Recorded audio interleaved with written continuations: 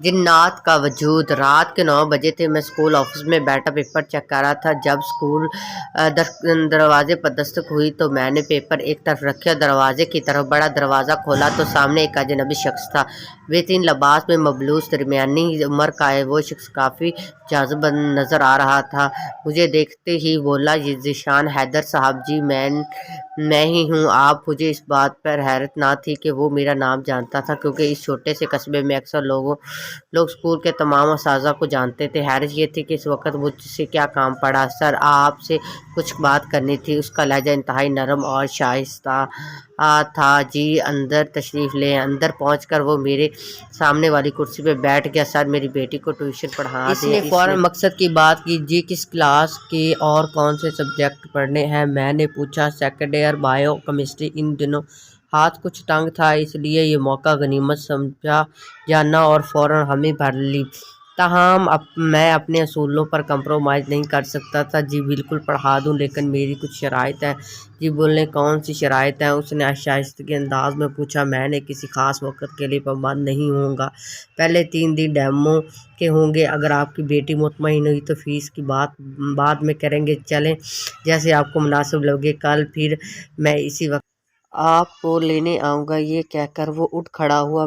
میں دروازے تک اس کے ساتھ گیا اور دروازہ پار کرتے ہوئے اس نے مڑ کر دیکھا اور گویا ہوا اور اس وقت تکلیف دینے پر معذرت ہوں، دراصل میں پھر اپنے کاروبار میں مصروف ہوتا ہے، اس لیے آپ کو بھی 9 بجے کے بعد کا دینا ہوگا۔ کوئی مسئلہ نہیں جناب، میں مسکرایا۔ دوسری رات اسی وقت پر وہ شخص پہنچا اور اس کی قیمتی گاڑی مختلف گلیوں اور سڑکوں سے ہوتی ہوئی آبادی میں نسبتاً دور ایک شاندار بنگلے کے سامنے جا کھڑی ہوئی۔ وہ مجھے بیٹھک میں بٹھا کر خود اندر چلا گیا اور بیٹھک میں انتہائی قیمتی فرنیچر، اقلیم اور ڈیکوریشن پیس رکھے ہوئے تھے۔ تھوڑی دیر بعد وہ ہاتھ میں ایک ٹرے لیے اندر آیا جس میں مختلف لوازمات تھے۔ اور سر، آپ اس کو نوش فرمائیں، تب تک عائرہ بھی آ جاتی۔ یہ کہہ کر واپس چلا گیا۔ 10-15 منٹ بعد وہ لڑکی اندر داخل ہوئی۔ السلام علیکم سر، اس نے سامنے آنے والے صوفے پر بیٹھ کے۔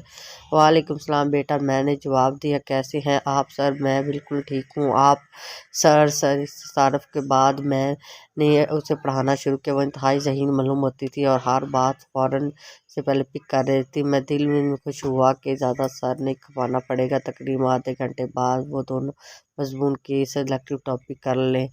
سر، بس سلیکٹو ٹاپک ہی ہیں؟ میرے خیال میں زیادہ سے زیادہ 10 دن لگیں گے۔ اس بات پر میں قدرے مایوس ہوا۔ میں سمجھا تھا کہ 5-6 ماہ کا ٹیوشن ہے۔ خیر جی، آپ کل تک جو ٹاپک آپ پڑھیں وہ تیار کر لیجیے گا، ٹھیک ہے سر؟ دوسری رات اس نے تمام ٹاپک اچھی طرح سے تیار کیے ہوئے تھے۔ میں حیران تھا کہ اس قدرے ذہین اسٹوڈنٹ کو ٹیوشن کی ضرورت کیسے پڑی۔ اسی رات پڑھ لینے کے بعد عائرہ نے جھٹکتے ہوئے کہا کہ سر، آپ نے سے ایک بات پوچھوں؟ ہاں بیٹا پوچھیں۔ آپ جنات پر یقین کرتے؟ اس قسم کے سوالات پر عموماً میرے اسٹوڈنٹ مجھ سے کرتے تھے۔ میرا جواب ہمیشہ ہوتا تھا کہ نہیں بیٹا، مجھے یقین ہے، کیونکہ آج تک میں نے انہیں اپنی آنکھوں سے نہیں دیکھا۔ میرے اس جواب پر اس نے حیرت سے مجھے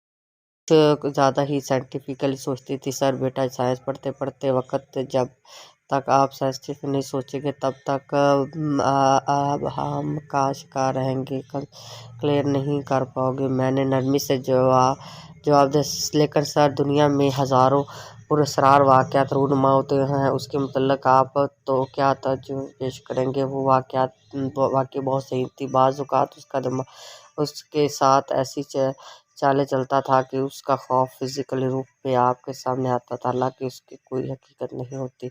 मेरे जवाब में उसके चेहरे पर मायूसी और नौकरी कम न हुआ, क्योंकि लाजमी नहीं है कि जो आपको नज़र आ रहा हो उसका वजूद ही हो। उसका लहजा अजीब था, लेकिन मेरे ख्याल में किसी चीज़ को देखकर यकीन करना बेवकूफ़। उसके कहने का मतलब था कि जो लोग जिन्नात पर यकीन रखते हैं वो सब बेवकूफ़ है। उसका चेहरा सुर्ख होने लगा। मैं एक लम्हे को हैरान हुआ। शायद मैंने जवाब दिया कि सॉरी टू से